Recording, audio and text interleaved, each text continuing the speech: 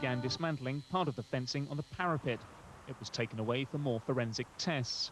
The throwing of objects off motorway bridges is still relatively rare, but the AA says more must be done to ensure the safety of motorists.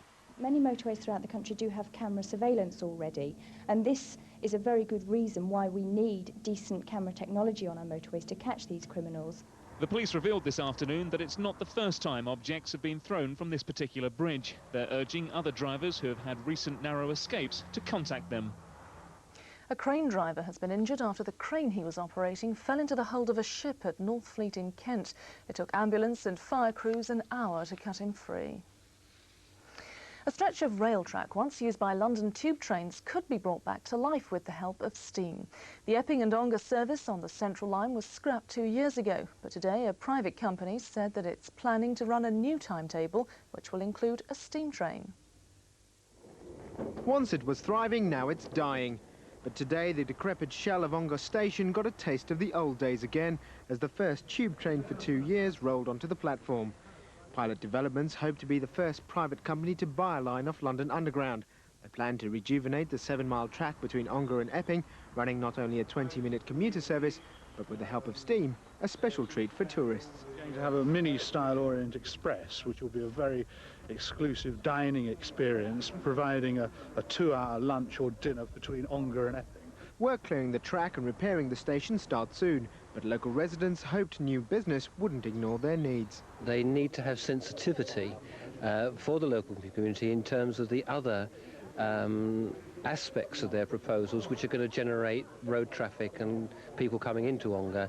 It'll cost £2 million and 2 years to get things running again. But today there was only one thing to spend your money on: celebration. And that's it. Do enjoy your weekend. Remember, we're back with more news and sport tomorrow afternoon, but here's John Kettley with the weather. Good evening to you. It looks like being fairly warm this weekend with the winds coming out from the southwest, but that's really only half the story because there's plenty of moisture in those winds, lots of cloud, and every now and again we'll see bands of rain feeding up from that direction. So fairly unsettled, but reasonably warm, and a bit on the stuffy side actually, a bit humid despite the wind. Well, today we've seen bands of rain moving in from west to east with lines of sunshine in between times. The second band of rain now leaving East Anglia and the southeast, but there's another batch of heavy rain now across western Scotland down through the Irish Sea into Wales, well fragmented down to the south of that. Well, that band will make further progress eastwards in the next few hours, and many places becoming fine and clear overnight, though the showers will keep going around northern and western Scotland. Quite a stiff westerly breeze continuing as well, so temperatures should remain at about 7 to 9 degrees.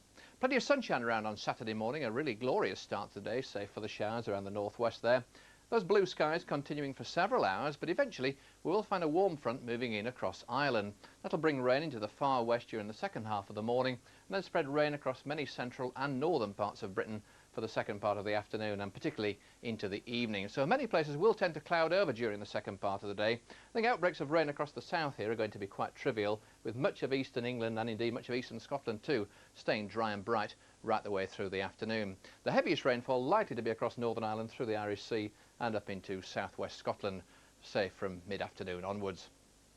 Temperatures about the same as they were during Friday, something like 13 to 16, and that's not too bad at all despite the breeze, about 61 degrees Fahrenheit across the south. On Sunday, well, again a fair amount of cloud and certainly some persistent rain and drizzle out there across the west and through much of Scotland as well. There'll be some breaks in the cloud where you've got shelter from that southwesterly wind, so we could see temperatures of 18 and 19, although outbreaks of rain will push further northeast as the day goes along. Very unsettled weather across central parts of Europe if you're heading that way, particularly around Italy, the Adriatic and Greece. Some storms to come there. That's it from me. Bye for now. For her family, Heidi's so much more than a pet. And for Julie, she's more than a patient. She just likes to sit and watch the world go by. Jasper Carrot's illness is proving a mystery for Fiona. Prognosis is good. What future for Heidi, Jasper and the students? I don't understand him. Men. A little more stressful than I thought. I'd give myself an A. True stories of hope and endeavour in Vet School, Monday at 8:30 on BBC1. Sharon Stone is the unlucky new occupant in a Manhattan block known as Horror High Rise, the setting for a series of bizarre deaths. The erotic thriller Sliver in 50 minutes. Before that on BBC1, a murder mystery for Dangerfield to solve.